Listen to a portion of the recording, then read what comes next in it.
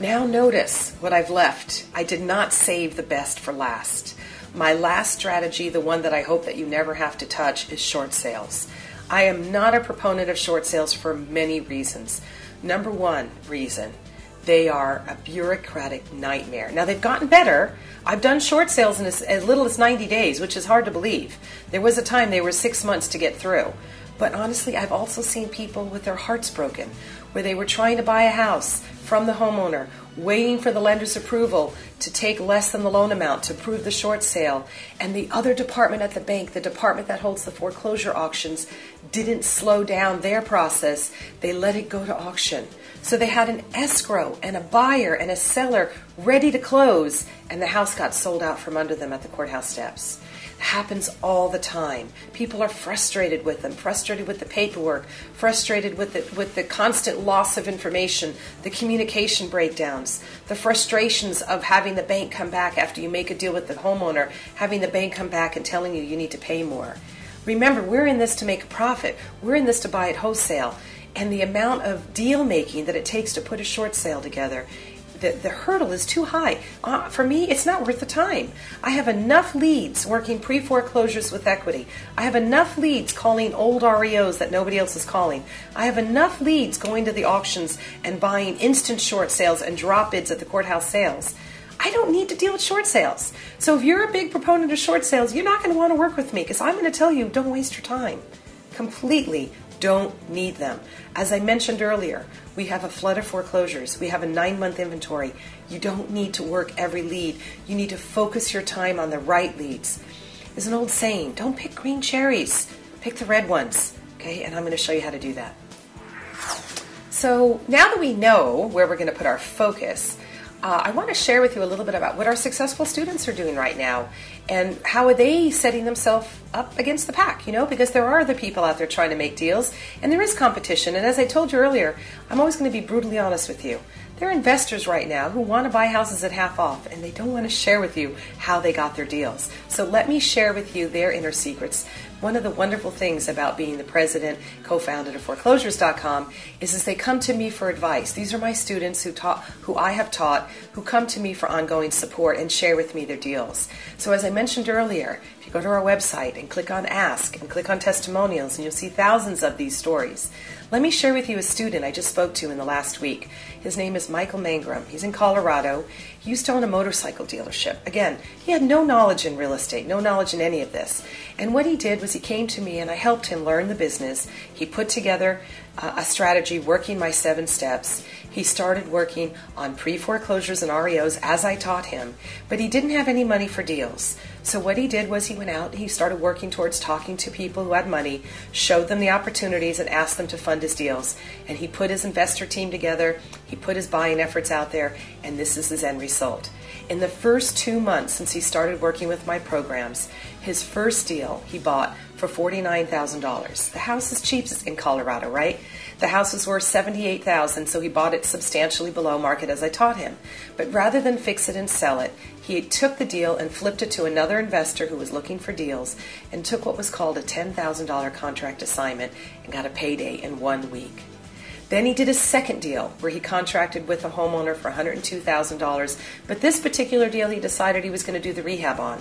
So he asked his investor, would you mind funding the purchase plus rehab, $25,000 to fix it up? He said, sure. They worked on it together. They sold it for $200,000. They each made $40,000 on the deal.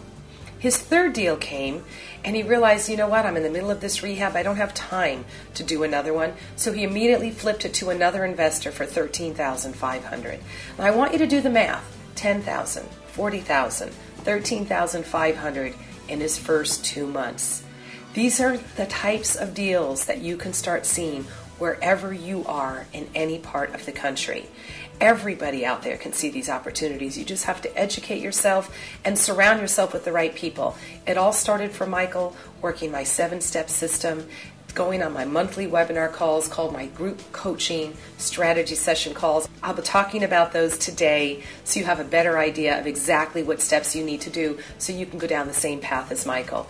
What he told me about yesterday, which was really, I was so excited to hear from him, was a deal that he had just done, a current deal.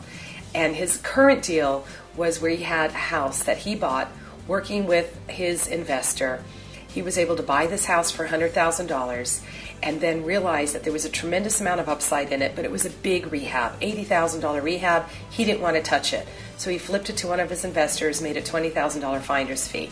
This investor then put the $20,000 he gave Michael, the $80,000 in rehab, plus the $100,000 for the purchase. So he had $200,000 in the deal. And he sold it for $310,000 in 30 days.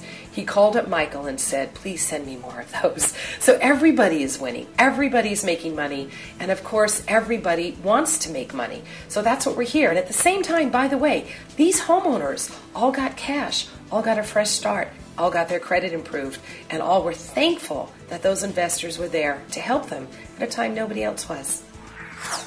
So you must be wondering, what did Dave do? What did Michael do, Alexis? What did your successful students do? How did this work for them? And it all started by them following my 7 proven steps, my 7 mastering foreclosure steps that I'm going to be sharing with you today. Now let's go through each one of those steps because it's very important. They are sequential. Each one builds upon each other. Step 1 is, where are the best deals? We talked about pre-foreclosures, short sales, auctions, REOs, but where are the best deals? Step 2 is then, once you find a deal, what do you say? How do you contact them? How do you speak to the owner in default? How do you speak to the real estate agent? How do you speak to the banker? What do you do to contact these people? Step 3 is the numbers. Okay, I've got a homeowner, they're motivated, they want to sell, but at what price? And what price should I be buying at? What is that formula? What is the math? And how should I crunch the numbers? Step 4 is, now that I know what I want to pay, and I know what the seller wants to get, how do I bridge that gap? How do I negotiate that deal? How do I go from what the seller wants to what I want and both of us being happy? And then step 5 is all the legalese, all the contracts, all the issues that we have to deal with, foreclosure laws, state laws, Department of Real Estate laws, and how does that all tie in when you're buying a property? Whether you're buying one to live in or buying many, or whether you're doing contract assignments, there's all sorts of paperwork involved. Step 6 is the money, right? So however you're financing this deal, you need to know how to structure it. When are you going to get paid? How are you going to get paid? Where are you going to find these money partners? What's a fair return for your investor? What's a fair return for you? Step 7, it's your end game. How are you going to put it all together? How are you going to make sure you put profits in the bank?